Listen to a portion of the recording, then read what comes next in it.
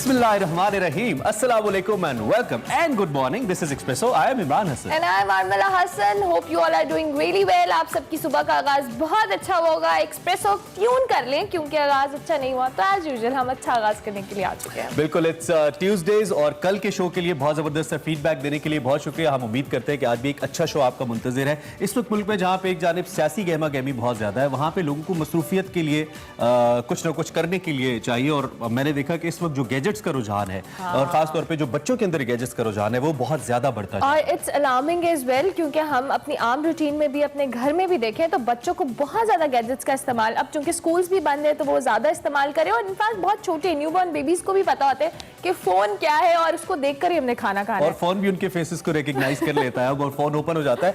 कहने का मतलब ये कि ठीक है, नई जो चीजें हैं जैसे टेक्नोलॉजी, इंफॉर्मेशन टेक्नोलॉजी, इससे कोई हर्ज नहीं अगर आप अपने बच्चों को excess of everything is bad. और इसलिए आप अपने बच्चों को अगर गैजेट्स तक लेके जा भी रहे हैं, फिजिकल एक्टिविटीज आपके बच्चों की और आपकी जिंदगी में रहनी चाहिए. वरना आजकल हम देखते हैं बड़े भी तोंदे मोटे मोटे लोग और समाओ छोटों को छोड़ के हम जैसे लोगों का भी, हम जब तक सुबह उठकर अपना पहला काम फोन नहीं देखते तो हमारे तो दिन ही नहीं शुरू होता. अच्छा, इसी मौके पे हम आपको आज का पोल भी बता देते हैं. इसके लिए फोन उठा लीजिएगा और व्हाट्सएप कर दीजिएगा.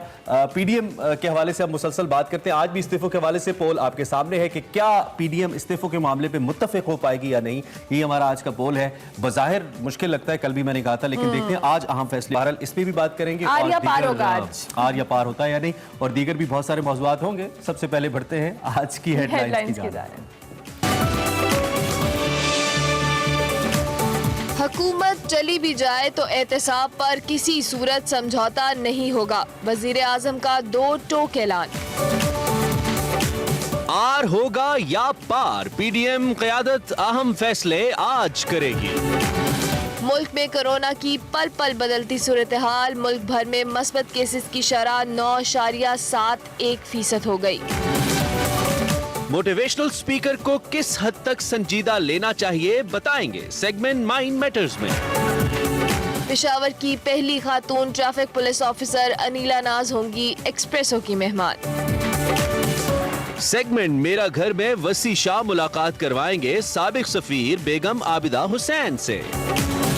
आर्टिफिशियल ज्वेलरी के नित नए ट्रेंड्स के बारे में बताएंगी अंबर लियाकत सेगमेंट फैशन और फन में. और उर्दू के मायानाज शायर नासिर काज़मी का 95वां यौम पैदाइश आज मनाया जा रहा है. जैसा कि हमने कहा कि बहुत पावर पैक शो है तो है इंशाल्लाह. इस पे हम आपको वक्त के साथ साथ जो ही शो आगे चलेगा बताते रहेंगे. और इससे पहले कि हम मजीद कोई और बात करें, सबसे पहले आपके शहरों का मौसम आपको बता देते हैं. और सबसे पहले शहर शहर लाहौर बात करेंगे हम, जिसमें ज्यादा से ज्यादा 24 डिग्री सेंटीग्रेड जबकि कम से कम 13 डिग्री सेंटीग्रेड रहने वाला है. तकरीबन कल जैसा मौसम है. इसके साथ ही चन्योट जो कि फर्नीचर के लिए बहुत मकबूल है हमारा शहर, वहां पे 23 डिग्री ज्यादा से ज्यादा और कम से कम 13 डिग्री सेंटीग्रेड रहने वाला है. इसके साथ साथ मालाकन की मौसम की बात कीजिए तो मैक्सिमम जो टेम्परेचर रहने वाला है वो है 16 जबकि मिनिमम होगा 12. मुल्तान के मौसम की बात की जाए तो ज्यादा से ज्यादा दर्जा हरारत 24 जबकि कम से कम 13 होगा. और इसके साथ साथ जी लाहौर के एयर क्वालिटी इंडेक्स की बात की जाए तो आज 361 रहने वाला है, यानी कि इट्स मेन पॉल्यूटेड. और तो मुल्तान का आपने औलिया के शहर का मौसम भी बताया, तो यहीं से शाह महमूद कुरैशी साहब हमारे वजीर खारजा हमें ज्वाइन करेंगे तहरीक इंसाफ के सीनियर रहनुमा आज की बड़ी खबर में. सो देखते हैं आज की बड़ी खबर.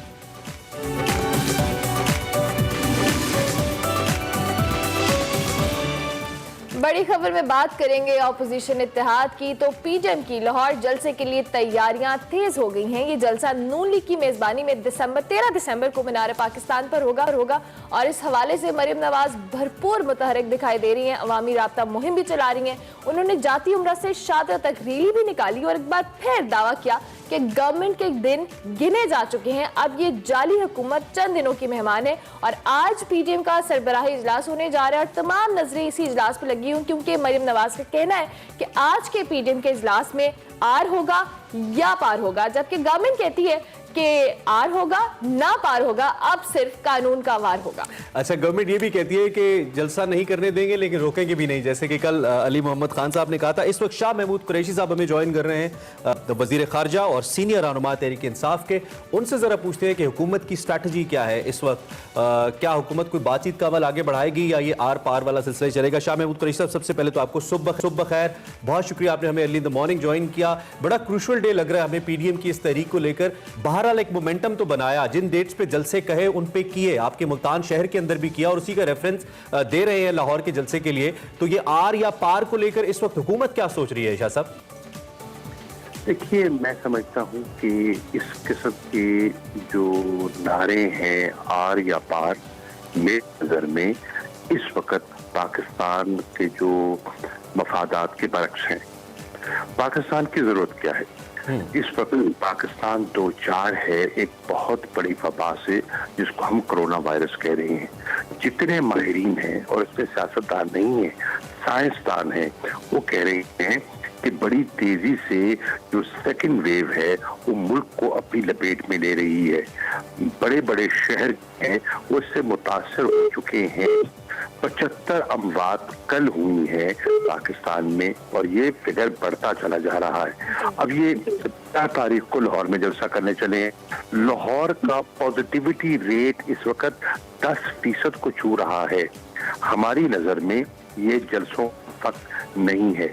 अगर हम इंसानी जानों को देखें, उनके बचाव को देखें, ये वक्त रुकती है, जलसे होते हैं और होने चाहिए और जरूर करें पीडीएम जलसे, लेकिन ये वक्त दुरुस्त नहीं। मेरी नजर में ये वक्त जब पाकिस्तान की मईशत जो फिर संभल रही है, मुश्किलात से निकल रही है, ये वक्त उसको अनसर्टेनिटी, बेयकीनी पैदा करने का वक्त नहीं है। मेरी नजर में ये वक्त जहां मकबूजा कश्मीर में एक कयामत बरपा है और अफगानिस्तान का जो अमन का अमल है वो एक बड़े नाजुक दौर में दाखिल हो रहा है। यहाँ इस मुल्क में अफरा तफरी और सियासी अदम इस्तेकाम पाकिस्तान के मफाद में नहीं है। चुनाचे पीडीएम को अपनी हिकमत अमली पर नजरसानी करनी ये मेरी राय है। ठीक है शाह साहब, चूंकि अभी हम पीडीएम की बात करें, ऑपोजिशन ने जो इस्तीफे है उन पे भी गौर कहा है और कहा है कि हम इस ऑप्शन को भी इस्तेमाल करते हैं। अगर इन केस ये ऑप्शन इस्तेमाल होती है तो गवर्नमेंट की स्ट्रैटेजी क्या होगी? पहली बात तो यह है कि इस्तीफों पर अभी मुकम्मल इत्तेफाक मुझे कम से कम पीडीएम में दिखाई नहीं देता। आपने तो चैलेंज भी कर रखा है पीडीएम को। जी, मैं समझता हूं कि इसमें दो आरा है। एक तबका है जो इस ऑप्शन को एक्सरसाइज करना चाहता है और उससे बड़ा तबका है वो समझता है कि ये जो रास्ता है ये मुनासिब नहीं है।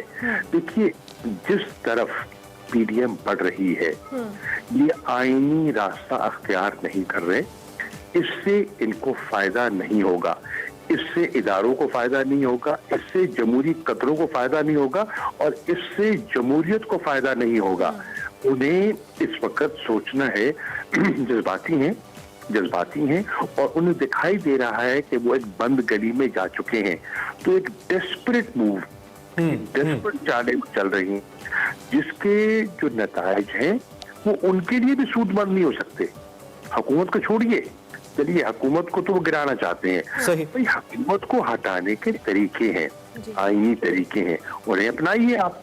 अगर आप हुकूमत को हटाते हैं बजोर बाजू और फर्ज कीजिए आप आ जाते हैं तो जो हटते हैं वो आपको तस्लीम कैसे करेंगे? हाँ, तो ये तो फिर एक लामुतनाही सिलसिला शुरू हो जाएगा। शाह साहब, आपका शुमार, ठीक है, आपका शुमार उन पॉलिटिशियंस के अंदर होता है, सीजन पॉलिटिशियंस के अंदर होता है जिनकी एक तो पॉलिटिकल लेगेसी बहुत पुरानी है और उसके साथ साथ आप लोग जो है वो डायलॉग की पॉलिटिक्स के ऊपर यकीन रखते हैं। हमने देखी आपकी सियासत, लेकिन इस बार जब तहरीक इंसाफ हुकूमत के अंदर है, आप एक सीनियर पोजीशन के ऊपर हैं, पीडीएम मुसलसल एक मूवमेंट चला रही है, आपकी हुकूमत की जानिब से कोई मुज़ाकराती अमल बाज़ाब्ता तौर पे हमने नहीं देखा कि जिसमें आपकी तरफ से आप जैसे वज़रा या सीनियर जो पार्टी रहनुमा हैं वो पीडीएम से मिलें और पीडीएम से इसके ऊपर बात करें।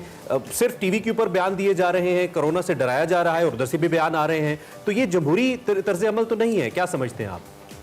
मैं करूं, हमने डायलॉग की कोशिश की। मिसाल के तौर पर जब मुल्क को ग्रे लिस्ट से निकालना था और फैटिफ के लिए कानून साजी दरकार थी। हमने क्या किया, हमने डायलॉग की दावत दी और ऑपोजिशन की जमातों के साथ बैठकर एक हल तलाश करने की कोशिश की। नतीजा क्या निकला, ऑपोजिशन ने उस डायलॉग के जज्बे को अपने मफादात के लिए इस्तेमाल करने की कोशिश की और कहा कि हाँ, हम फैटिफ पे गुफ्तगू करने के लिए तैयार हैं अगर आप नैब के कवानीन में हमारी तरामीम कबूल करें। और उन्होंने 34 तरामीम दे दी, तो डायलॉग को उन्होंने मशरूत कर दिया।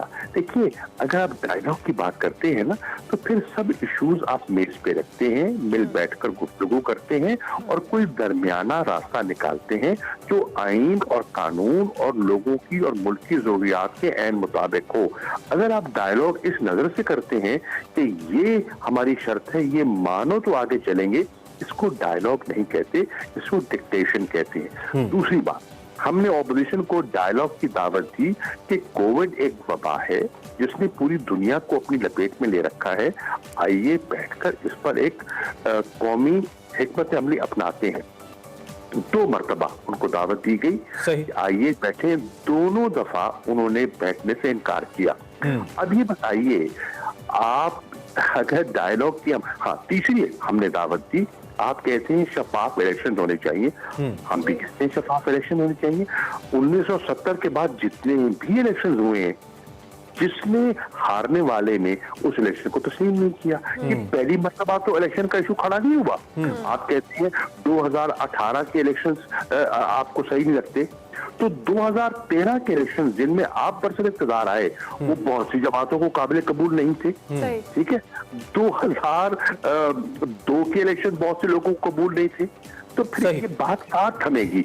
इसके लिए भी गुफ्तगू होती है। ठीक है शाह साहब, सियासी मौक़िफ़ तो आपका हमारी सियासत के मुतालिक पहुंचा, चूंकि आप वज़ीर ख़ारिजा हैं और इंतहाई अहम पोजीशन के ऊपर हैं। इस वक्त भारत के अंदर जो सूरत हाल चल रही है, थोड़ा सा मैं उस पर भी आपकी राय चाहूँगा। कश्मीर का तो आपने खुद भी जिक्र किया, लेकिन ये जो दिल्ली के अंदर मामला चल रहा है, किसानों का एहतजाज है और पूरी दुनिया के अंदर इनफैक्ट एहतजाज कर रहे हैं मुख्तलिफ भारतीय कौंसलेट्स के सामने या एम्बेसीज के सामने, तो ये बड़ी गंभीर सूरत हाल हो रही है। कल तो दिल्ली के जो वज़ीर आला है, उन्होंने कहा कि हम भी सपोर्ट करेंगे इस एहतजाज को, और मोदी साहब के ऊपर कड़ी तनकीद हो रही है। इस सूरत हाल को लेकर इसको एक तो आप कैसे देख रहे हैं, और दूसरा ही कि इससे भारत का जो एक अंदरूनी चेहरा है सो कॉल्ड सेकुलर रियासत का, वो कैसे दुनिया पे यहाँ हो रहा है?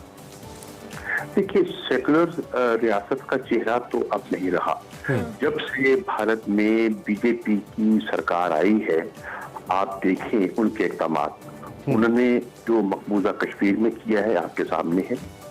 उन इक़दामात को कश्मीरी क़यादत ने, वहां की कश्मीरी क़यादत ने मुस्तरद किया है, और कश्मीरियों ने बिलअमूम हिंदुस्तान में, पाकिस्तान में और जहां जहां कश्मीरी बैठे हैं, उन्होंने उन इक़दामात को मुस्तरद किया है। उन्होंने सिटीजन अमेंडमेंट एक्ट लेकर आए, जिस जो इम्तियाजी कानून है, वो पूरे हिंदुस्तान के मुसलमानों ने उसको मुस्तरद किया है। वो NRC का जो उन्होंने कदम उठाया, आप देखिए बंगाली जो मुसलमान है उस पे, और उनको उन्होंने दीमक से तशबीह दिया, तो उन्होंने इसको मुस्तरद किया। वो जिस किस्म की जो आपने देखा कि बाबरी मस्जिद को जिस तरह उन्होंने शहीद किया और वहां एक मंदिर की तामीर का फैसला किया, तो ये सेकुलर इक़दामात नहीं है, बल्कि इस हुकूमत ने जो सेकुलर फेस और इमेज था इंडिया का, उसको नुकसान पहुंचाया है। तो वो सेकुलरिज्म तो आज वहां, ये एहतजाज किस जानिब लेके जाएगा भारत की सियासत को और ओवरऑल सिचुएशन? देखिए, इस वक्त जो उनकी सरकार है, उन्होंने इस तरह बुरे तरीके से कोविड के चैलेंज को मिसहैंडल किया है, और उन्होंने जो उन्होंने एक स्ट्रिक्ट लॉकडाउन का ऐलान किया था, जिसका बंदोबस्त नहीं था, उससे उनकी मईशत को बेपनाह नुकसान पहुंचा है, बेपनाह कॉन्ट्रैक्शन हुई है, और अनएम्प्लॉयमेंट में इजाफा हुआ है, गुर्बत में इजाफा हुआ है। किसानों की हालत जो है वो भी मुतासिर हुई है, यकीनन हुई है, और वो एहतजाज कर रहे हैं, आपके सामने है। लेकिन देखिए, पाकिस्तान को हमें मोहताज रहना है। हम समझते हैं कि ये उनका, मैं समझता हूँ उनका अंदरूनी मामला है और उस अंदरूनी मामले में हमें नहीं कूदना चाहिए। देखिए सूरत हाल क्या होती है, आज उनने कॉल दे रखी है, पूरे भारत को बंद करने की कॉल दे रखी है। उन किसानों के साथ आपने देखा कि ऑपोजिशन पार्टी शामिल हो गई हैं, मुख्तलिफ ट्रेड यूनियन उनका साथ देने का फैसला कर रही हैं, लेकिन ये उनका फैसला है। मेरी राय में पाकिस्तान को खामोशी से सिचुएशन को ऑब्जर्व करना चाहिए और बिना इस पे नहीं कूदना चाहिए। ठीक है। शाह महमूद कुरैशी साहब, सो much for joining us early in the morning. जब भी आपको दावत देते हैं आप तशरीफ लाते हैं हमारे शो में, बहुत शुक्रिया। और अहम बातें की उन्होंने और ऑपोजिशन को उन्होंने कहा कि it's their right to protest, लेकिन कोविड का ख्याल करें। और भारत के अंदर होने वाले प्रोटेस्ट को शाह साहब ने उनका अंदरूनी मामला करार दिया। अभी हमें एक ब्रेक लेनी है, ब्रेक के बाद हाजिर होंगे। आप देखते रहिए express. Welcome back to expresso. और अब बात करें वजारत दाखिला की तरफ से सियासी और मजहबी जमातों की मिलिशिया विंग्स के खिलाफ सूबों को मौसर इकदाम करने की हिदायत की गई है। मरासले में कहा गया है कि अगर मिलिशिया के खिलाफ कार्रवाई ना की गई तो सिक्योरिटी सूरत हाल मजीद खराब हो सकती है।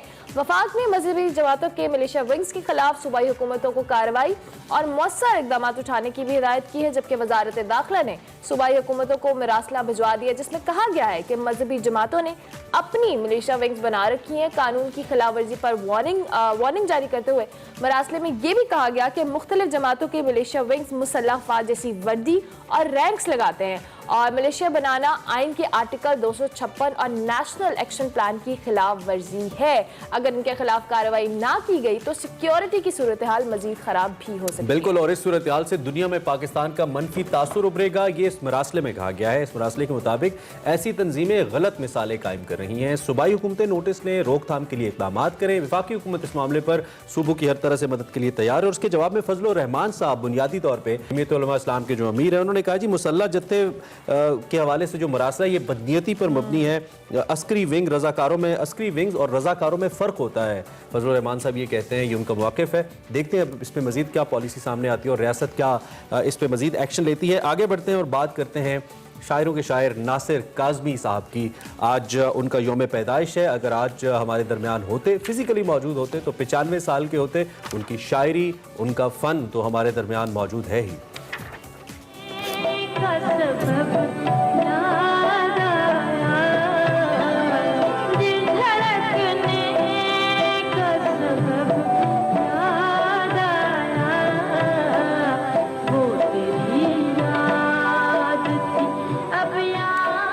नासिर काज़मी के हवाले से आपको बताएं, जिनके शेर आप सुन भी रहे हैं। दायम आबाद रहेगी दुनिया, हम ना होंगे कोई हमसा होगा, नए कपड़े बदल कर जाऊं कहाँ और बाल बनाऊं किसके लिए, वो शख्स तो शहर ही छोड़ गया, मैं बाहर जाऊं किसके लिए। इन सभी अशार के खालिक नासिर रज़ा काज़मी का 95वां यौम पैदाइश आज मनाया जा रहा है। नासिर रज़ा काज़मी 8 दिसंबर 1925 को अम्बाला भारत में पैदा हुए। क़याम पाकिस्तान के वक्त हिजरत करके पाकिस्तान आ गए। नासिर काज़मी को खूबसूरत इस्तारों और छोटी बहर में गज़लें कहने में कमाल हासिल था। उनका पहला शेरी मजमूआ बर्ग 1954 में शाये हुआ और दीगर कई मजमूए उनकी वफात के बाद शाये हुए। और इसके साथ साथ नासिर काज़मी की जो लिखी हुई एक मशहूर गज़ल है, गम है या खुशी है तू मेरी जिंदगी है तू, को उस्ताद नुसरत फ़तेह अली खान साहब ने जो गाया तो उसके साथ साथ वो बहुत कलाम गज़ल पॉपुलर भी हुई। उसके साथ साथ उन्होंने मैडम नूरजहां की जो मैडम नूरजहां ने इनके लिए इनके कलाम को भी गाया, गज़ल की जो दिल धड़कने का सबब याद आया, तेरी याद थी अब याद आया। मतलब एक से बढ़कर एक, गम है या खुशी है तू मेरी जिंदगी है तू, नए कपड़े बदल कर जाऊं कहाँ, दिल धड़कने का सबब याद आया। जो मशहूर या फेमस गज़लें या कलाम थे या गाने थे वो सब लिखे हुए थे इनके, और आज हम इनको ट्रिब्यूट पेश करें। छोटी बहर की गज़लें कहने में कमाल हासिल था। मतलब इतना ज़बरदस्त तरीके से छोटी बहर को निभाते थे नासिर काज़मी साहब, और बहुत ही कमाल के शायर थे, बहुत ही पाए के शायर थे। So happy birthday to the great Nasir Kazmi, the Urdu poet. और इसके साथ ही we have to go for a break लेते हैं और ब्रेक के बाद और भी बहुत कुछ है, साथ रहिए। Hello everyone and welcome to another exciting episode of Fun of Fashion. कौन है ऐसा जिसको ज्वेलरी का शौक नहीं है? Hardly anybody. We have today Samreen Wens. who's a very famous and popular jewelry designer. उनकी स्पेशलिटी ये है कि वो कस्टमाइज्ड ज्वेलरी जो है ब्राइडल ज्वेलरी बनाती है। और एक और बात ये है कि शायद ही मुल्क का कोई ऐसी स्टार या एक्ट्रेस होगी जिन्होंने उनकी ज्वेलरी नहीं पहनी। सो मैं तो बहुत एक्साइटेड हूँ समरीन की ज्वेलरी देखने के लिए और उनसे बातें करने के लिए। So let's go and meet Samreen.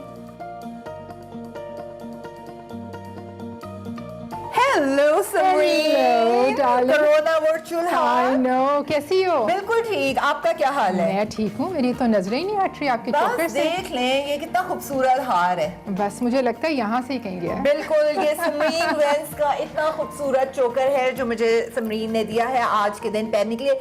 Samreen, this is amazing. इतनी Thank you. खूबसूरत ज्वेलरी है और ये आपने सारी कस्टमाइज की हुई है। एक्चुअली ये जितनी भी चीजें पड़ी हुई हैं, they're all customized for customers। और ये कल शिपमेंट जानी है and I was so excited कल जब तुमने मुझे मैसेज किया हाँ। कि हमने कल ही करना है इंटरव्यू ना, so I saw perfect timing।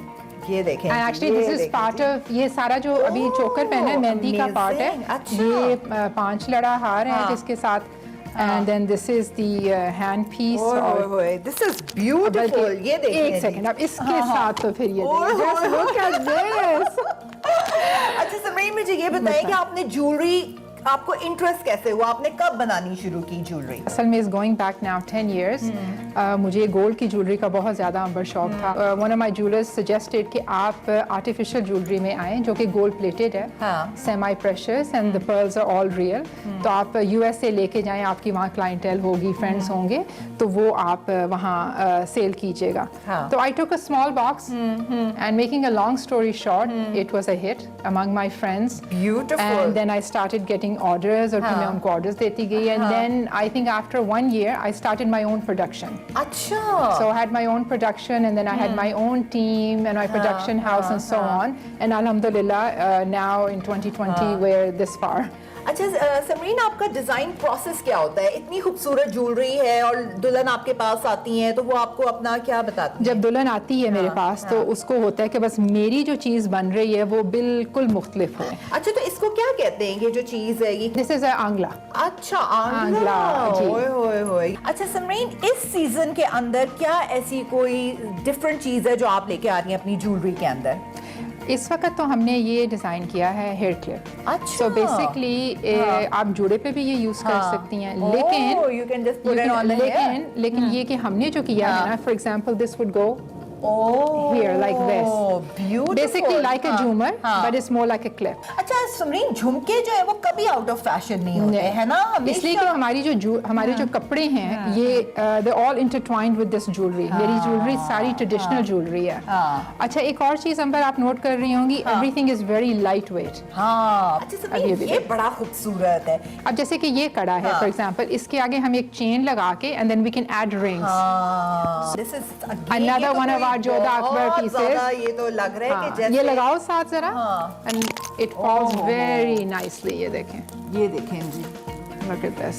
हाँ। And Beautiful। again we've done this for brides के ये वाले pieces हटा के हमने नीचे heavy परोई कर दी है उसके, and this can be done। And then look at this, this is also ओए, ओए, ये another तो आज आपको morning हम हो रही है। look at this, just look at this, beautiful। वो आपकी फेमस रिंग कौन सी है जो सारी दुल्हनें कहती हैं कि हमने निकाह के वक्त पहननी है? This is the आयतल कुर्सी ring। अच्छा, ये है हाँ। जब आप निकाह के फॉर्म साइन कर रहे हैं and it looks stunning। अच्छा समरीन, ये जो मैंने पहना है पूरा पीस, दिस इज स्टनिंग, इसके बारे में बताएं। ये इस वक्त किसी के वलीमे के लिए बना है अच्छा। और उनका जो ड्रेस है वो है इस टर्कोइज ब्लू में, तो that's why we have added the turquoise stones in it as well. This is also very pretty, like बड़ी इसकी एंटीक लुक है। ये क्या चांदी है या ये क्या मेटल आपने यूज इट्स किया ऑल है? सिल्वर प्लेटेड, हाँ। जैसे कि ये गोल्ड प्लेटेड है, हाँ, सो हाँ। This we use silver plating हाँ। And these are all real dyed culture हाँ, पर्ल्स हाँ। जो हमने इसमें यूज की। और कोई भी मेरी जो ज्वेलरी यहाँ आप देख रही हैं, हाँ। It can be transformed into a silver finish. अच्छा, कि अगर आप बोर हो जाए गोल्ड से तो आप उसको सिल्वर में कन्वर्ट कर लें, We सिल्वर से can, yes। बोर हो जाए तो गोल्ड Yes। में कर लें। अच्छा समरीन, बताएं आपके और भी क्लाइंट्स हैं across the border? Yes, we ship worldwide। हाँ।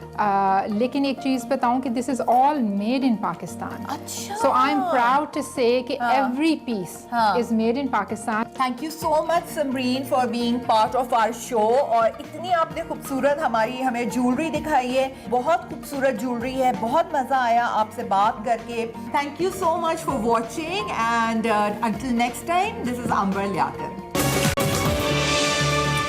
Welcome back to Express. और अब आगे बढ़ते हुए बात करते हैं एक और ऐसी शख्सियत की जिनका किरदार जब हम आपके सामने रखेंगे और उनकी जो करियर है जब उसके हवाले से उनकी अचीवमेंट्स आपके सामने रखेंगे तो यकीनी तौर पे आप भी मुतासिर हुए बगैर नहीं रह सकेंगे। हम आपकी मुलाकात कराने वाले हैं पेशावर की पहली डीएसपी ट्रैफिक अनीला नाज साहिबा से। अगर थोड़े से इनके करियर के हवाले से निगाह डालें तो जैसे कि हमने पेशावर का जिक्र भी किया, एक ऐसे शहर से हैं जहाँ पे न सिर्फ लड़कियों की तालीम को मायूब समझा जाता है बल्कि अगर हम जॉब्स या प्रोफेशनल लाइफ की बात करें तो खवातीन का प्रोफेशनली आगे आना बहुत ही मुश्किल है। लेकिन इन्होंने न सिर्फ अपना लोहा मनवाया बल्कि अब पेशावर में बतौर ट्रैफिक ऑफिसर डीएसपी के तौर पे काम भी कर रही हैं और इसके साथ साथ ट्रैफिक कानून के हवाले से मुतालिक अवेयरनेस भी दे रही हैं और लाइसेंस देने जैसे फ़राइज़ की भी अंजामदही कर रही हैं। इस वक्त नीला हमारे साथ मौजूद है। थैंक यू सो मच आज कि आपने सुबह सुबह में ज्वाइन किया। First of all a very good morning. I hope you are doing well. आपके माशाल्लाह we are so proud of you कि आपने इतना एक आपकी अचीवमेंट है, क्योंकि हम पेशावर की जब बार बार बात करें तो वहाँ पर ये चीज़ थोड़ी मायूब डेफिनेटली समझी जाती है एजुकेशन के हवाले से। आपने तो इतना एक्सेल किया है अपने डीएसपी ट्रैफिक बनने के सफ़र के हवाले से। क्या क्या चैलेंजेस रहे, किस तरह से आपने इसको इनिशिएट किया, कुछ बताइएगा। अस्सलाम वालेकुम, आप लोगों का शुक्रिया कि मुझे इनवाइट किया। हाँ बिल्कुल, ये तो है कि लकी मरवत से मेरा ताल्लुक है। अच्छा। और मैं जब लकी मरवत में एजुकेशन की कमी थी बहुत ज़्यादा, तो उस टाइम वालिदैन की सपोर्ट से एजुकेशन हासिल की। फिर पुलिस जैसे डिपार्टमेंट में आई। आपको पता है कि पख्तून इलाके में पुलिस ज़रा अच्छा नहीं समझा जाता अगर कहीं लेडी वहाँ पे कोई जॉब करे। तो मेरे इस जॉब में केयर से मैं तकरीबन काफ़ी 20-23 साल हो गए हैं मुझे। काफ़ी अच्छा, पहले शुरू में अच्छा नहीं था लेकिन अभी अच्छा है। सब रिस्पेक्ट भी देते हैं। पहले शुरू में रिस्पेक्ट भी नहीं मिलती थी, लोग बुरा कहते थे, तो उस लिहाज से अभी बहुत अच्छा है। अभी मैं डीएसपी की पोस्ट पे हूँ। लाइसेंस यहाँ पे इशू करते हैं। लाइसेंस में यहाँ पे काफ़ी जो मुश्किलात थी औरों को, तो वो अब जो है हम सपोर्ट कर उनको फैसिलिटेट करते हैं, उनको आसानी से लाइसेंस इशू करते हैं। अब इस डिपार्टमेंट में हैं। सही। अच्छा ये भी बताइए, एक तो जो रेगुलर फोर्स है जहाँ पे बहुत सारी खवातीन बहुत इससे भी बड़े ओहदों के ऊपर काम कर रही हैं हमारे यहाँ, उसमें और ट्रैफिक फोर्स के अंदर क्या फ़र्क है नंबर 1, और क्या ट्रैफिक पुलिस के अंदर और पेशावर के अंदर होना बीइंग एन ऑफिसर ज़्यादा चैलेंजिंग है या रेगुलर पुलिस फोर्स के अंदर होना ज़्यादा चैलेंजिंग है? पुलिस में ज़्यादा चैलेंजेस हैं, क्योंकि अगर आप पब्लिक डीलिंग बहुत ज़्यादा होती है, आप रोड पे भी होते हैं। आप जहाँ पे मेरी अभी पोस्टिंग हुई है एमएलए की सीट पे, जहाँ पे लाइसेंस इश्यूज बहुत ज़्यादा होते थे, तो वहाँ पे प्रॉब्लम बहुत ज़्यादा होते हैं। क्योंकि एक तो अगर किसी को ड्राइविंग नहीं आती या वो ट्राई में फेल हो जाते हैं, या कंप्यूटर जो हमारा टेस्ट होता है उसमें फेल हो जाते हैं, तो आर्गूमेंट्स बहुत ज़्यादा करते हैं, क्योंकि वो अपनी गलती को मानते नहीं है कि हमें नहीं आता, हमने 10-10 सालों से हम ड्राइविंग करते हैं। लेकिन यहाँ पे जब हम लोग उनका टेस्ट लेते हैं और ट्राई में फेल होते हैं तो आर्गूमेंट ज़्यादा होते हैं। फिर लोगों की बात सुनना, फिर उनको कंप्रोमाइज, यानी उनको इस बात पे कि उनकी गलती है, उन्होंने ये वो किया है।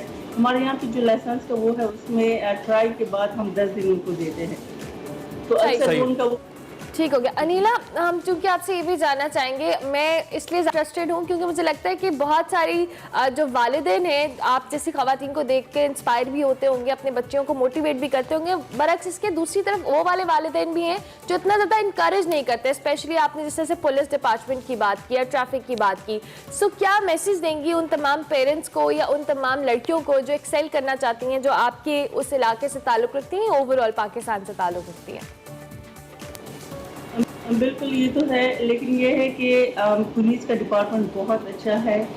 मेरी रिक्वेस्ट है वालिदैन से कि लेडीज़ को भिजवाएं, उन पे अव्वल जो है एजुकेशन ज़रूर दे अपनी, क्योंकि उनका ये हक है और हमारी पाकिस्तान की ज़रूरत है कि लेडीज़ को उनका हक दिया जाए, उनको एजुकेट किया जाए। और पुलिस डिपार्टमेंट बहुत अच्छा माहौल है यहाँ पे, आपको रिस्पेक्ट मिलती है, आपको अपनी बेटियों पे फ़ख्र करना चाहिए कि ऐसे डिपार्टमेंट पे ठीक है। अच्छा, मैं आपकी मौजूदगी का फायदा उठाते हुए प्रोसीजर क्या है, अगर कोई हमारी बच्ची जो कि एफए कर लेती है या इंटर कर लेती है, पुलिस ज्वाइन करना चाहती है महकमा, तो इसके लिए प्रोसीजर क्या है, कितना चैलेंजिंग है, क्या वो शुरू से करे कि वो इजीली पुलिस के अंदर एज एन ऑफिसर आ सके?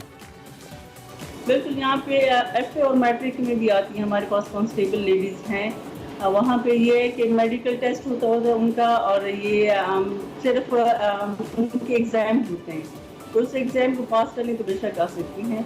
एक एज लिमिट होती है, वो कंप्लीट हो उनका जो हाइट है वो 5'1" है अब यहाँ पे। ठीक है। तो लेडीज के लिए बहुत इजी वो रखा हुआ है, तो उनको अपॉर्चुनिटी देनी चाहिए और आना चाहिए लेडीज को। तो आप तो ट्रैफिक को रेगुलेट करती हैं, पेशावर में खवातीन गाड़ी ठीक चलाती हैं, ज्यादा चालान वगैरह तो नहीं करने पड़ते, और लाइसेंस ज्यादा खवातीन के वसाइल तो नहीं आते या हजरात के होते हैं? और अ लाइटर नोट, बिल्कुल भी नहीं आते यहाँ पे होते हैं, लेकिन ये है कि हमारा जो सारा सिस्टम है उसमें अवेयरनेस का पहले हम लोग करते हैं, फिर उसके बाद सिस्टम हमारा है, तो बहुत इजी हमारा जो ये प्रोसेस है ये बहुत अच्छा वो है। उसमें चालान इतने ज़्यादा होते हैं, जाहिर है कि वो अगर कोई वायलेंस करे तो उनको चालान तो देते हैं, लेकिन ये है कि प्रोसीजर कोई इतना मुश्किल नहीं है। Thank you very much Neela कि आपने हमें सुबह सुबह एक्सप्रेसो में ज्वाइन किया। We wish you very best of luck, क्योंकि आप जैसी खवातीन हम सब के लिए एक इंस्पिरेशन है। आप इसी तरह से अच्छा काम करें और हम सबको प्राउड फील कराएं। अभी हमें ब्रेक हमने लेनी है बिल्कुल, लेकिन खास तौर पे मैं यूनिफॉर्म की तारीफ करना चाहूँगा। चाहे कोई भी खातून किसी भी इदारे के यूनिफॉर्म में होती है, हमारा फख्र दुगना हो जाता है, बिकॉज पाकिस्तान के अंदर खास तौर पे लकी मरवत जैसे इलाके से आना और फिर डीएसपी पुलिस बन जाना, और अभी माशाल्लाह इनका करियर जारी है, यहाँ पे रुकी नहीं है, ये बहुत आगे जाएंगी। तो ये रोल मॉडल्स है हमारे लिए, ऐसी खवातीन को सामने आना चाहिए और हम तो सामने लाते ही रहते हैं। इसी मौके पर ब्रेक लेते हैं और ब्रेक से वापस आते हैं, कुछ मजीद आपको अच्छा और दिखाते हैं।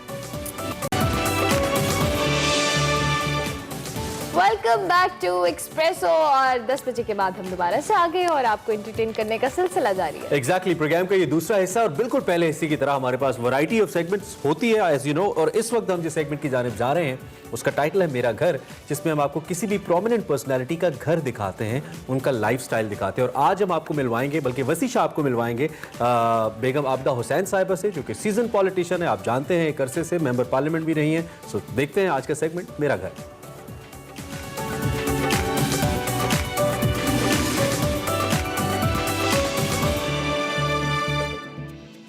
बिस्मिल्लाहिर्रहमानिर्रहीम, अस्सलाम वालेकुम नाजरीन, मैं हूं आपका मेज़बान वसी शाह और आप देख रहे हैं हमारा प्रोग्राम मेरा घर। और आज हम आए हैं मारूफ सियासतदान जो किसी तारुफ की मोहताज नहीं है, रिवायती सियासतदान है, बहुत ही सीजनड पॉलिटिशियन है, और पाकिस्तान के इन 70-72 सालों में कोई वक्त ऐसा नहीं गुजरा है जब ये इनका खानवादा जो है वो सियासत से अलग रहा हो। हम आए हैं बेगम सैयदा आबदा हुसैन साहिबा के घर, आइए उनसे बातचीत करते हैं।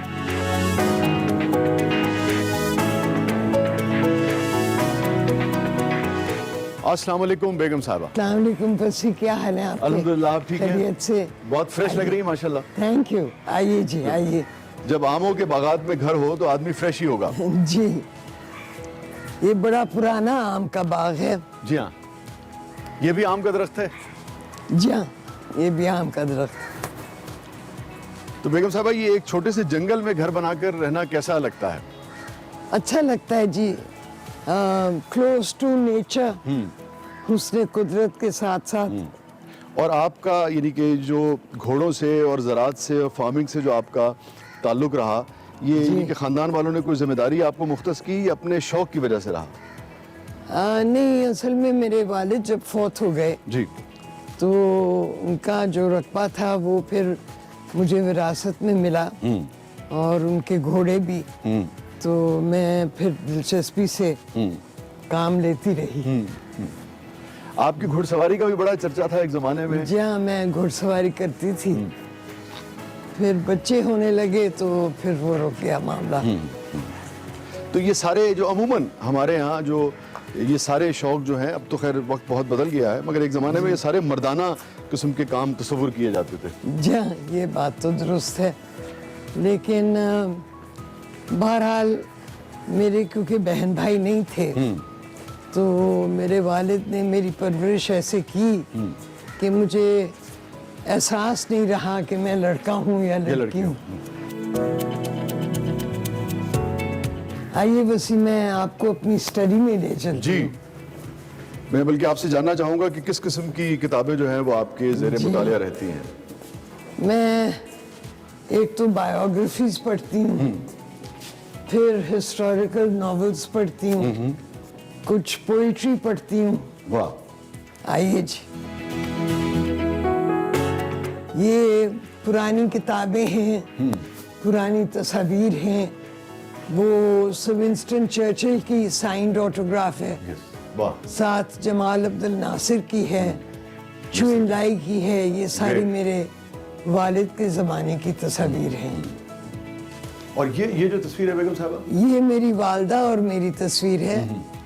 हमारे घर में मरी के करीब हमारा घर है, ये वहाँ की तस्वीर है। और ये पीछे जो 3 तस्वीर हैं, घोड़े पे मेरे दादा हैं मखदूम राजेश शाह, जी। फिर मेरे वालिद हैं। मेरे वालिद अपने वालिदैन की इकलौती औलाद थे, और फिर बीच में मैं हूँ, मैं अपने वालिदैन की इकलौती औलाद थी। तो ये 3 पुश्ते हैं। और ये गालिबन आपकी यानी कि शादी की तस्वीर है? जी, मेरी शादी की तस्वीर है। आप पढ़ने चली गई स्विट्जरलैंड। स्विट्जरलैंड। जी हाँ, तो स्विट्जरलैंड। स्विट्जरलैंड आप यानी कि उस जमाने में भी उसका रोमांस मशहूर था, या ये है कि उस वक्त तालीम भी मशहूर थी? नहीं, तालीम मशहूर थी। स्विट्जरलैंड बड़ा तालीमी मरकज़ था। 2 साल मैं वहाँ रही, और फिर 1 साल मैं मुसव्वरी सीखने की खातिर फ्लोरेंस इटली गई। वाह। फ्लोरेंस बहुत ही खूबसूरत शहर है, और मेरा वहाँ पे बड़ा अच्छा वक्त गुजरा। तो आप उस जमाने में अभी भी होंगी यकीनन, रोमांस तो कभी खत्म नहीं होता जिंदगी में, मगर रोमांटिक थी बुनियादी तौर पे? बुनियादी तौर पे रोमांटिक।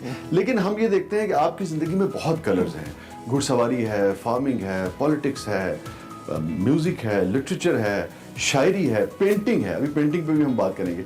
फखर साहब के बारे में जितना हम जानते हैं, वो बहुत ही अपराइट, बहुत ही संजीदा मिजाज आदमी है। जी। तो इस कदर कलरफुल लड़की और एक बहुत संजीदा मिजाज आदमी जो ब्यूरोक्रेट थे, उस कॉन्ट्रास्ट में हमारे 50 साल से ज्यादा इकट्ठे गुजर गए। जरा पेंटिंग के बारे में हमें थोड़ा सा बताइए। आइए जी। वसी, ये सामने जो तस्वीर लगी हुई है, ये मैंने बनाई थी अपनी नानी की। और उसके नीचे जो तस्वीर है, ये 2 बच्चों वो मैंने अपनी 2 बेटियों की, उनके बचपन में तस्वीर बनाई थी। इनमें से एक सुगरा बीबी है। एक सुगरा है और एक उम्मे कुलसूम है। वाह। बस ये मेरा लाउंज है। यहाँ मैं ज़्यादा वक्त यहीं पे बैठती हूँ, अपना काम वाम भी यहीं से करती हूँ। फिर ये छोटा सा अंदर बार है, और उसके पीछे मेरे बेटे का घर है। तो मेरा पोता आता है वहाँ से मुझे मिलने, और मैं उसके साथ बड़ा अच्छा वक्त गुजारती हूँ। अच्छा बेगम साहबा, आपने यानी कि सियासत की, फिर आप सफारतकारी भी आपने की। तो उस ज़माने में हमने आपकी किताब में पढ़ा कि आपने कहा कि जो अमेरिकन्स थे, वो जिस ज़माने में आप सफ़ीर थी वहाँ पे, वो बहुत इसरार करते थे कि पाकिस्तान का जो एटमी प्रोग्राम है उसको रोल बैक कर दिया जाए, और कोई बड़ी प्लेजेंट आप लोगों की गुफ्तगू नहीं होती। मैं चाहूँगा कि वो भी चूँकि तारीख का एक हिस्सा है, वो ज़रा हमारे साथ शेयर कीजिए कुछ ऐसा मोमेंट्स हो। मैं जब जा रही थी वॉशिंगटन, तो सदर गुलाम इसाक ने मुझे कहा कि हमें 18 महीने चाहिए अपना एटमी प्रोग्राम मुकम्मल करने को, और क्योंकि अमेरिकन हमारे पे दबाव डाल रहे हैं, तो तुमने अमेरिकनों को मसरूफ़ गुफ्तगू रखना है, Engage रखना है। 18 माह, ताकि हम अपना प्रोग्राम मुकम्मल कर लें। तो अल्हम्दुलिल्लाह ऐसा हुआ, उन 18 महीनों में हमारा प्रोग्राम मुकम्मल हो गया। तो स्विट्ज़रलैंड और फिर इटली और फिर वेनिस और फिर पेंटिंग और फिर अपने इलाके में यानी कि कैंपेन करना, कन्विंसिंग करना, और फिर लाजी बात है हमारे, तो दिक्कत नहीं होती थी आपको मूवमेंट में लोगों को कन्विंस करने में, जाने में? नहीं, देखिए, अच्छी तालीम जो है वो इंसान को बड़ा फ्लेक्सिबल बनाती है। तो मेरी फ्लेक्सिबिलिटी की वजह से मेरा झंग के लोगों के साथ गुजारा हो गया। आपको प्यार से वो चंदी कहते हैं? हाँ, चंदी कहते। ये नाम आपको किसने दिया? ये मेरी नानी ने असल में मुझे नाम दिया था। तो मेरे घर वाले मुझे चंदी कहते थे, तो सभी लोग चंदी कहने लगे। जब पब्लिक चंदी कहती है तो कैसा फील होता है? चंदी बीबी कहते चंदी हैं, बीबी, जी हाँ। तो ठीक लगता है। ठीक लगता। बेनज़ीर भुट्टो साहिबा, ज़्यादा बेहतर आप लीडर तस्वुर करती हैं उन्हें जो आपका तजुर्बा रहा काम करने का, या मियां नवाज शरीफ साहब? देखिए, बेनज़ीर भुट्टो की एक बैनुल-अक़वामी शख्सियत बन गई थी। जिस तरह से उन्होंने अपने वालिद के सानिया के बाद हिम्मत की और पार्टी को चलाया। मियां नवाज शरीफ का बैनुल अक़वामी प्रोफाइल नहीं था, ज़्यादा लोकल प्रोफाइल था, लेकिन दोनों कायदीन जो थे पाकिस्तान के लिए दोनों मुफीद थे। जी ये एक तो मेरी बच्चों के साथ तस्वीर है उनके बचपन की, और फिर ये फ़ख्र इमाम और मेरी तस्वीर है आबिद इमाम की शादी पे, जो वहाँ आबिद इमाम की उसकी दुल्हन की तस्वीर है। ये मेरी वालदा और वालिद की तस्वीर है। अच्छा, ये पुरानी ये शादी की आप? जी, ये मेरी और फ़ख्र की शादी की पुरानी। ये तो बिल्कुल आप इसमें एलिज़ाबेथ टेलर लग रही हैं। जी, ये मैं लाहौर ग्रामर स्कूल की डायरेक्टर हूँ, तो ये हमारे जो फेलो डायरेक्टर्स हैं उनकी तस्वीर है। और ये जो फेसेस ऑफ पाकिस्तान है, ये मेरे ख्याल में अखबार का? जी हाँ, ये अखबार का तराशा है। वो मेरी किताब पावर फेलियर रखी हुई है। जी जी जी। आइए वसी, जी। यहाँ बैठते हैं।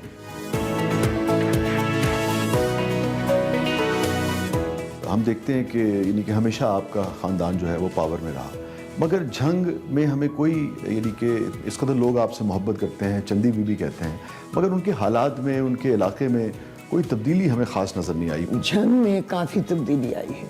ये PTI वाली तब्दीली? नहीं, फिल वाक़या तब्दीली। एक तो डेवलपमेंट काफ़ी हुआ है वहाँ। मैं जब चेयरमैन ज़िला काउंसिल जंग थी तो मैंने भी उस डेवलपमेंट में अपना हिस्सा डाला। फिर जंग के लोगों का जो नज़रिया है वो काफ़ी कुशादा है।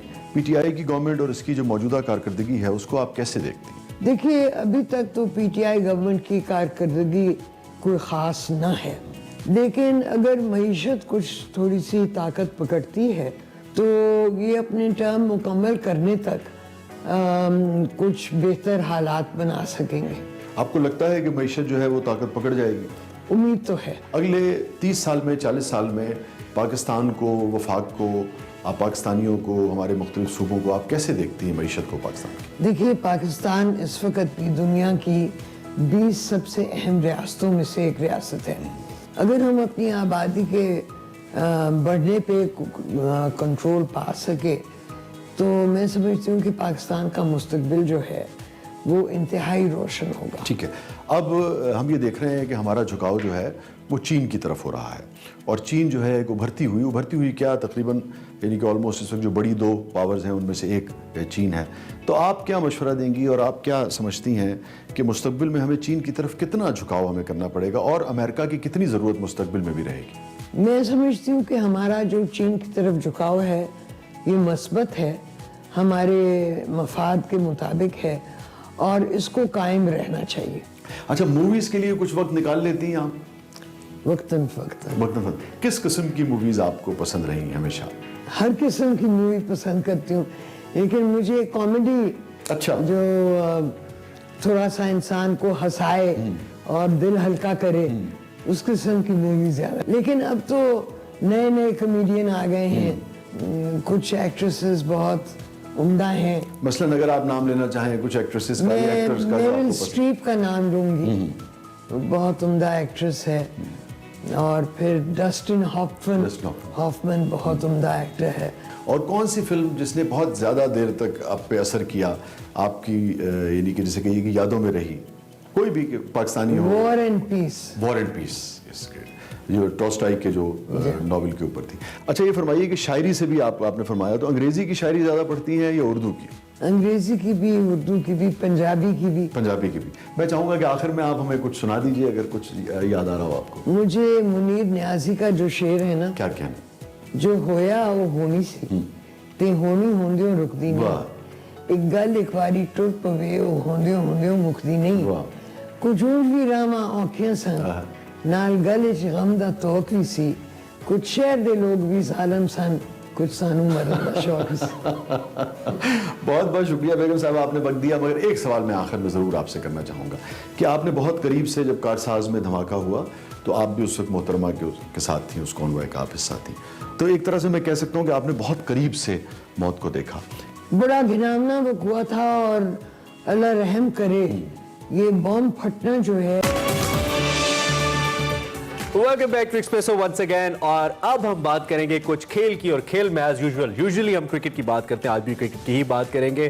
क्राइस्टचर्च के अंदर, न्यूजीलैंड के अंदर इस वक्त जो हमारी कौमी टीम मौजूद है, उन पर से कुछ जो पाबंदियों के साए वो छटना शुरू हो चुके हैं। तीन कोरोना टेस्ट मनफी आने के बाद अब कैद तनाई से जो छुटकारा है उसका परवाना मिला है और स्क्वाड के 52 अरकान आइसोलेशन की पाबंदी से आजाद हो गए। और अब जो कौमी टीम है वो क्राइस्टचर्च से क्वींसटाउन पहुंचेगी, जहां पर उनके कोरोना एसओपीज उन पर लागू नहीं होंगे और खिलाड़ी ग्रुप्स की शक्ल में ग्राउंड में प्रैक्टिस भी कर सकेंगे। द्वारा न्यूजीलैंड के हवाले से कुछ हमने देखा पिछले कुछ अरसे में, कुछ जो भी मामला रहे इस पर हम बात करेंगे। हमारे साथ और ये ताज़ा विजुअल्स हैं जो हम दिखा रहे हैं। एग्जैक्टली सीनियर स्पोर्ट्स तज्जियाकार मिर्जा इकबाल बेग साहब मौजूद हैं।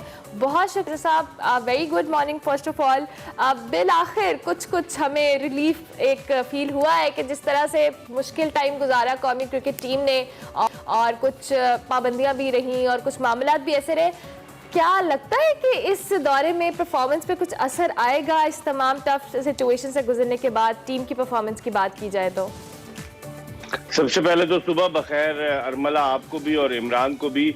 और जब आज साहब हमारी सबको तो 4 घंटे हो गए पुरानी हो गई है। अच्छा, आप तो सुबह 5 बजे उठते होंगे तैयारी के लिए और मुझे इस बात का एहसास है। लेकिन पाकिस्तानी टीम के खिलाड़ी जो हैं वो 14 रोजा तन्हाई के बाद इमरान अब जो है वो आजाद हुए और अब वो क्वींसटाउन रवाना हो रहे हैं। पाकिस्तानी क्रिकेट टीम क्वींसटाउन जाएगी, लेकिन इस दौरान इनके 5 PCR टेस्ट लिए गए और 1 ब्लड टेस्ट लिया गया। तो टोटल 6 टेस्ट। और उसके बाद उसमें अब जो खिलाड़ी जा रहे हैं उनमें से 2 ऐसे हैं जिनकी हिस्टोरिक जो बैकग्राउंड है इस हवाले से, तो उनको भी इजाजत दे दी है। लेकिन जो इस दौरे में जहनी अजियत बर्दाश्त करना पड़ी क्रिकेटर्स को, यकीनन इसके असरात हम देख सकेंगे जब 18 दिसंबर से पाकिस्तान और न्यूजीलैंड के दरमियान T20 सीरीज शुरू होगी, क्योंकि दिन कम मिलेंगे पाकिस्तान को। और पाकिस्तान शाहीन का मैच है अभी 10 दिसंबर से, फिर उसके बाद पाकिस्तानी क्रिकेट टीम सुनने में आ रहा है कि एक प्रैक्टिस मैच खेलेगी पाकिस्तान शाहीन के साथ और फिर उसके बाद न्यूजीलैंड के मध्य मुकाबले होगी। मैं समझता हूँ बड़ा टफ है। आप देखें कि साउथ अफ्रीका और इंग्लैंड की सीरीज मुलतवी कर दी गई, उनकी वनडे सीरीज हो रही थी। साउथ अफ्रीकन क्रिकेट बोर्ड को लाखों डॉलर्स का नुकसान हुआ, लेकिन उन्होंने मुलतवी कर दी। अब हम जो थे वो इस तरीके से थे कि बस हम समझ लीजिए बहुत ही बेचैन थे, डेस्परेट थे कि हमने खेलनी सीरीज है। और हमारे खिलाड़ी जी मतलब ये बताइए कि ये जो अभी ग्रुप्स के अंदर प्रैक्टिस करने जा रहे हैं प्लेयर्स, एक तो नॉर्मल प्रैक्टिस का पैटर्न क्या होता है, क्योंकि आपने बड़े इवेंट्स इंक्लूडिंग वर्ल्ड कप्स आपने अटेंड किए हैं, पैटर्न क्या होता है और क्या उसी पैटर्न के तहत अभी ट्रेनिंग होगी? क्योंकि होम ग्राउंड है न्यूजीलैंड का, फिर चैंपियन टीम है, बहुत जबरदस्त टीम है, तो उसको वो भी एज हासिल है। तो जरा ट्रेनिंग के जो सेशन है उसके हवाले से हमें बताइए। देखिए, जिस तरह से 4 ग्रुप्स बनाए जाएंगे इमरान, और बाकायदा नेट्स पर वो 4 ग्रुप्स में से कुछ बॉलर्स होंगे, कुछ बैट्समैन होंगे, वो प्रैक्टिस करेंगे डिफरेंट जगहों पर, मतलब अलग अलग नेट्स पर। और जो आमतौर पर इंटरनेशनल पैटर्न होता है वो ये होता है कि तमाम के तमाम खिलाड़ी एक जगह होते हैं, कुछ खिलाड़ी बैटिंग कर रहे होते हैं और फिर बॉलिंग कर रहे होते हैं, लेकिन यहाँ पर सारे इकट्ठे नहीं होंगे। 4 खिलाड़ियों के 4 ग्रुप्स हैं, चारों डिफरेंट नेट्स में एक दूसरे के बिल्कुल डिफरेंट होंगे, एक दूसरे के करीब भी नहीं होंगे। वो प्रैक्टिस करेंगे और फिर उसके बाद पाकिस्तानी क्रिकेट टीम देखिए उनका मुस्तकबिल क्या बनता है। अच्छा मेरे साथ टीम की बात की जाए बैलेंस के हवाले से, क्योंकि अभी हमने देखा है सरफराज अहमद और हुसैन तलत की भी वापसी हुई है टीम में, स्क्वाड में शामिल हुए हैं। क्या लगता है कि हमारी टीम कितना कंपटीशन या टफ टाइम दे पाएगी न्यूजीलैंड की टीम को, जब हमने सर्कमस्टांसेस को भी डिस्कस किया है? देखिए, मुश्किल लगता है अरमला, उसकी वजह यह है कि अभी हम जिम्बाब्वे के खिलाफ होम सीरीज में एक वनडे आखिरी वनडे हारे, और उसके बाद जिस ट्रॉमा से गुजरे हैं प्लेयर्स, जिस तरीके से जो टेंशन, जो प्लेयर्स पर जहनी दबाव था, उसको देखते हुए न्यूजीलैंड की टीम को फेवरेट करार दिया जा रहा है। क्योंकि न्यूजीलैंड की टीम वेस्ट इंडीज के खिलाफ सीरीज जीती, T20 सीरीज, फिर वेस्ट इंडीज के खिलाफ टेस्ट मैच जीती, वो ट्यून अप होकर आ रही है। और हमने कोई क्रिकेट नहीं खेली, जिम्बाब्वे की टीम जब से पाकिस्तान से गई है हमने कोई इंटरनेशनल क्रिकेट नहीं खेली, तो प्रेशर हम पर होगा। और आपने जिस तरह सरफराज की बात की, सरफराज और हुसैन तलत को टीम में तो लिया है, लेकिन मुझे लगता यही है कि रिजवान के साथ जाएंगे, मिसबाह उल हक, क्योंकि रिजवान पर ज्यादा एतमाद है मिसबाह का। सरफराज को तो आपको याद होगा लास्ट ईयर, बल्कि इसी साल के शुरू में इंग्लैंड में खेली गई सीरीज के आखिरी T20 में मौका दिया गया था। तो आई थिंक रिजवान के भी तो शिकार रहे हैं मिसबाह और सरफराज के ताल्लुकात। अच्छा, आगे बढ़ते हुए हमसे कुछ ही अर्सा पहले हम फॉरनर कोचेस के साथ अपनी टीम को ट्रेन करवाते रहे हैं और ऑब्वियसली उसका असर पड़ता है, जो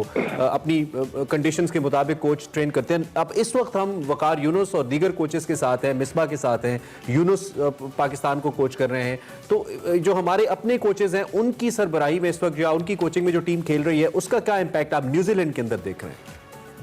देखिए इमरान, हमारे यहाँ जो तजुर्बा रहा है ना कि पाकिस्तानी कोचेस के साथ खिलाड़ियों के रिलेशनशिप इतने अच्छे नहीं रहे, उसकी बुनियादी वजह यह है कि बाद लोग ऐसे कोच बन गए जो खिलाड़ियों के साथ खेले होते हैं और जो साथ खेले होते हैं फिर उनकी कोचिंग करते हैं तो वो एक डिस्टेंस सा बरकरार नहीं रह पाता, बड़े मसाइल पैदा होते हैं। गैर मुल्की कोच हमारे पास बॉब वुलमर आया, बॉब वुलमर से हमें नताइज मिले, डेव वॉटमोर आया, डेव वॉटमोर से हमें नताइज मिले, और अभी जो आखिरी कोच थे हमारे पास मिकी आर्थर, उनसे हमें नताइज तो मिले। लेकिन पाकिस्तान में सियासत बहुत है ना, आपस में सियासत की वजह से खिलाड़ियों के और कोचेस के ताल्लुकात में थोड़ी सी दरार पैदा हो जाती, जिसकी वजह से खिलाड़ी डिलीवर नहीं कर पाते। आपको याद होगा माजी में जावेद मियांदाद जब कोच बने थे तो किस तरीके से उनकी इक्वेशन रही थी खिलाड़ियों के साथ और फिर मियांदाद को छोड़ना पड़ा था। तो मैं समझता हूँ वकार यूनुस का भी तजुर्बा हमारे सामने, उनके भी खिलाड़ियों से, चाहे वो उमर अकमल हो, अहमद शहजाद हो, टाइम वैसे सियासत ऑन अ लाइटर नोट इसलिए भी जरूरी है कि अगर आज आप क्रिकेट में सियासत करेंगे तो कल आप प्राइम मिनिस्टर भी बन सकते हैं, यू नेवर नो। क्रिकेट में सियासत होती है लेकिन वो सिर्फ एक ही दफा होता है, मुझे लग रहा है बार-बार नहीं होता। दुनिया के पहले प्राइम मिनिस्टर हैं, आज तक कभी कोई क्रिकेटर नहीं बना। Thank you sir, thank you so much, आपने ज्वाइन किया। वाकई न्यूजीलैंड की टीम को फेवरेट तो करार दिया जा रहा है। अभी हमें एक ब्रेक लेनी है, ब्रेक के बाद हाजिर होंगे, आप देखते रहिए एक्सप्रेसो।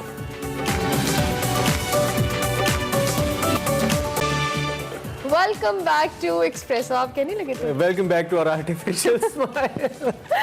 मतलब कभी कभी नहीं आ रही होती हंसी, लेकिन कोई बात नहीं जी। अब माइंड मैटर्स की बारी है और माइंड मैटर्स कितना करता है ये भी हम आपको बताएंगे। माइंड मैटर्स में हमारे साथी एंकर्स वकार अहमद मलिक और हिना न्याजी हमें ज्वाइन कर रहे हैं और वो कुछ किस इंपॉर्टेंट इशू पे आज बात करने वाले हैं उनसे ही जानते हैं। Over to you guys. Thank you so much Sharmila and Imran. नाज़रीन, हमारे साथ वकार अहमद मौजूद हैं। वकार साहब, आज का जो टॉपिक है वो आई वुड से कि बहुत ही एक डिफरेंट टॉपिक है और काफ़ी टाइम से ये मेरे माइंड में सर्कुलेट कर रहा था। मैं सोच रही थी कि कब हम इसके बारे में बात करेंगे। वकार साहब, जो सोशल मीडिया पे मोटिवेशनल स्पीकर्स का बड़ा चर्चा हो रहा है और लोग इनको ब्लाइंडली फॉलो कर रहे हैं और उनको सुन रहे हैं, मुझे ये बताएं कि क्या मोटिवेशनल स्पीकर्स को सुनने का कोई फ़ायदा भी होता है? देखिए, बात ये है कि जो मोटिवेशनल स्पीकर है, अगर तो वो एक अच्छी बातें कर रहे हैं, ठीक है, अच्छी बातों से तो किसी को क्या इख्तिलाफ हो सकता है, बिल्कुल। लेकिन क्या मेरे अपनी जो जिंदगी में मैंने फैसला लेना है वो किस तरह लेना है, ये यहाँ पे क्रिटिकल हो जाता है मामला। मतलब किसी को आप ये तो नहीं कह सकते कि कोई अच्छी अगर कोई बातें कर रहा है तो बहुत अच्छी बात है।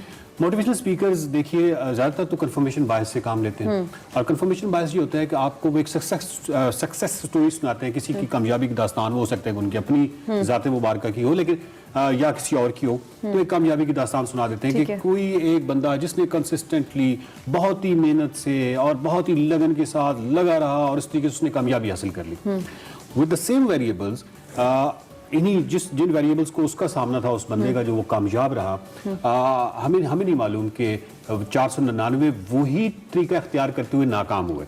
ठीक है, अब प्रॉब्लम ये है कि वो 499 का डाटा तो हमारे सामने नहीं आ रहा, हमारे सामने सिर्फ सक्सेस स्टोरी आ रही है और सक्सेस स्टोरी पे की बुनियाद पे अगर मैं फैसला लूंगा तो वो कोई साइंटिफिक जो ऑब्जेक्टिव फैसला नहीं होगा, वो कोई साइंस इस तरह से फिक्र रखने वाला फैसला नहीं होगा जो मुझे गुमराही की तरफ ले जाएगा। मतलब फैक्ट्स बेस्ड नहीं होगा, बिल्कुल फैक्ट बेस्ड। देखना एक बड़ी आसान से एक मिसाल समझाई जा सकती है। मसलन आप मुझे कहती हैं कि एक हकीम है जो कि जिन कैंसर के पेशेंट्स को डॉक्टर्स भी जवाब दे दें, मेडिकल साइंस जो है ये भी जवाब दे दे, तो वो उस हकीम के पास गए और तो शिफा मिल गई। बिल्कुल। और आपने मुझे 2 केसेस बता दिए।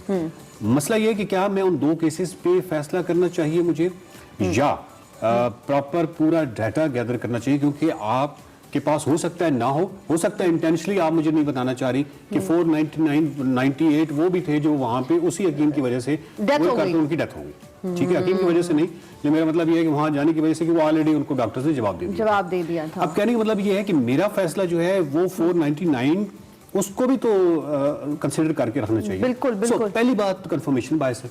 सेकेंडली, जब आप किसी को ये कहते हैं कि कंसिस्टेंट और आपने बहुत कंसिस्टेंट रहना है, लगन के साथ आपने हौसला नहीं छोड़ना, और ये जो है बुनियादी की है जी, ये समटाइम्स की नहीं होती। जिस तरीके हम कहते हैं कि फैलेसी ऑफ संक कास्ट, पहले सिर्फ संकासी होती है कि मैंने एक बिजनेस स्टार्ट किया और कुछ अर्से के बाद मुझे समझ आ गया कि ये सब कुछ नाकामी की तरफ जा रहा है, लेकिन मैं पीछे नहीं हट सकता क्योंकि ये कैसे हो सकता है कि मैं नाकाम हो जाऊं, मैं तो नाकाम नहीं ना हो सकता। तो एक ईगो मतलब उसकी वजह से मैं उसके साथ ही जुड़ा रहूंगा दिन रात। आखिरकार मुकम्मल तौर पे सब कुछ जब तक तबाही मेरा नहीं बनेगी तो मैं उसके साथ लगा हुआ हूँ। ये कोई अकली रवैया नहीं है। बहुत सारी कामयाबी की दास्तानें वो होती हैं जब आप बहुत सारे वेरिएबल्स को देख लेते हैं कि ये मेरे हक में नहीं जा रहे तो आप डायरेक्शन कोई और कर लेते हैं, आप वापस आ रहे। तो ये समटाइम्स वापस जाना जो है वो ज्यादा अकली रवैया होता है। दूसरी बात ये है कि आप 70 या 80 अफराद को इकट्ठा बिठा के कोई भी सबक या कोई भी जिसको हम कहते हैं कि अप्लाई, यानी ये कोई शूज का साइज नहीं है कि 5-6 शूज के मैंने साइज बना लिए, अब ये पूरी दुनिया के तमाम अफराद के लिए मतलब मेजर पॉपुलेशन इसमें कवर हो जाएगी जी। ठीक है, तो साइकोलॉजी के अंदर इस तरह के जो भी मैटर्स होते हैं इसमें सब्जेक्टिविटी होती है। मिसाल के तौर पर अगर ये सब्जेक्टिविटी ना होती तो साइकोलॉजी में साइको एनालिसिस ना होते, मतलब साइको एनालिसिस एक इंडिविजुअल के साथ होते हैं। इसी तरीके से कॉग्निटिव बिहेवियरल थेरेपी है या मुख्तलिफ थेरेपीज हैं, तो उसके लिए आप एक इंडिविजुअल के साथ नशिस्त करते हैं ना। अदरवाइज तो आपको पता होता है कि ओसीडी के लाइक 70 पेशेंट्स को इकट्ठा करके तो उनको कोई पिल दे दे या कोई एक सबक आपने रटा हुआ दे दे तो सारे ओसीडी ठीक हो जाएंगे। तो साइकोलॉजी जो है इसमें सब्जेक्टिविटी बहुत ज्यादा है।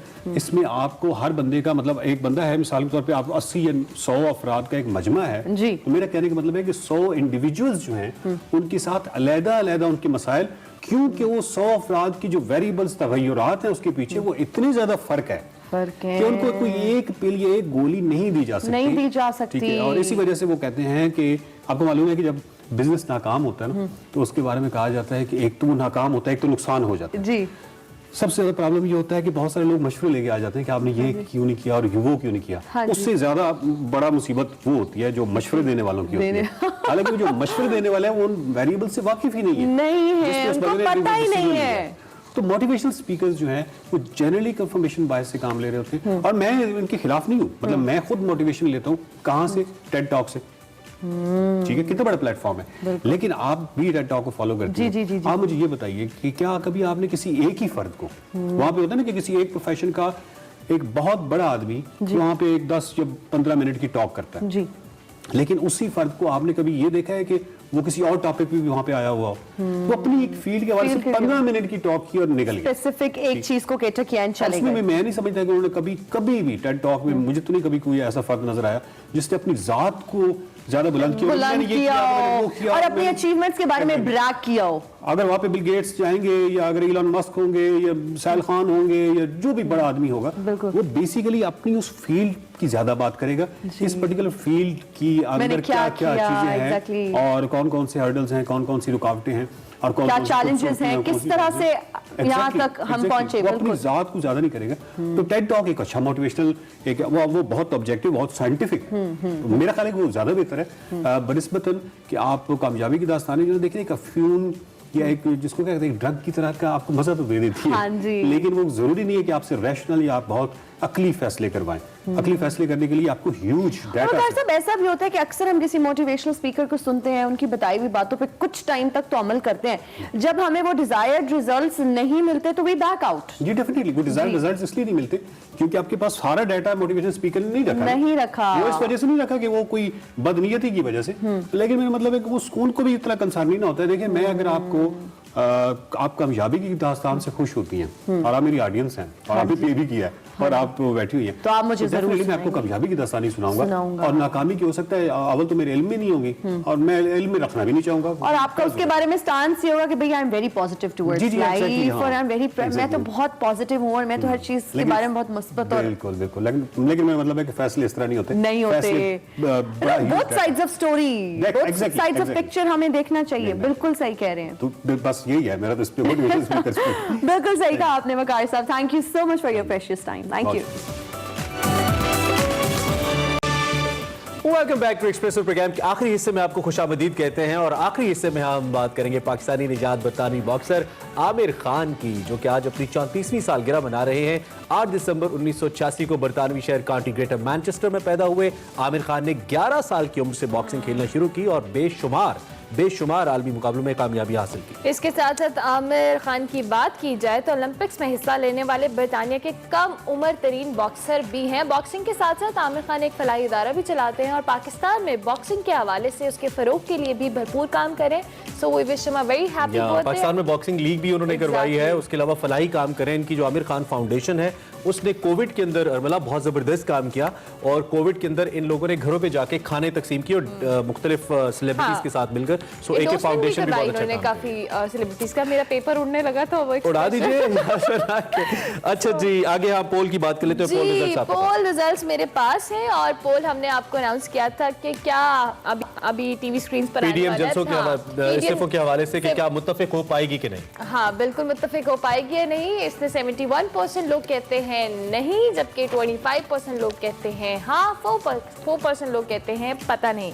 सो ज्यादा मेजॉरिटी का ख्याल ये है कि ये मुत्तफिक नहीं हो पाएंगे। सो इस हवाले से हमने आपको पोल रिजल्ट बता दिया। अब हमारे पास क्या है? अब हमारे पास अदाकारा रानी साहिबा के हवाले से एक विश है, उनकी बर्थडे विश है। पाकिस्तानी फिल्म इंडस्ट्री पे राज किया, अपने वक्त की खूबरू बेमिसाल अदाकारा न सिर्फ देखने में बहुत खूबसूरत थी बल्कि अदाकारी के लिहाज से भी इंतहाई खूबसूरत थी। आज उनके मद्दान का 74वां यौम पैदाइश मना रहे हैं। कई लाजवाल गीतों को अपने रक़्स से अमर कर देने वाली अदाकारा रानी 8 दिसंबर 1946 को लाहौर में पैदा हुई।